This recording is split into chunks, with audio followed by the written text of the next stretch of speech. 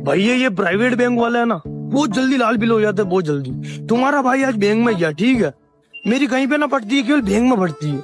मुझे पैसे निकलाना था तो भैया तुम्हारा भाई ने उसे पर्ची वर्ची भर के दी। वो मुझे देखा गौर से और बोले भैया ये बैंक का नाम क्या लिखा। मैंने कहा इसमें फुल नेम लिख रखा था, उसमें मेरा नाम लिख दिया भैया, मुझे पता ही ना था। फिर बोले ये राशि में क्या लिखा, मैंने कहा कन्या राशि मेरी।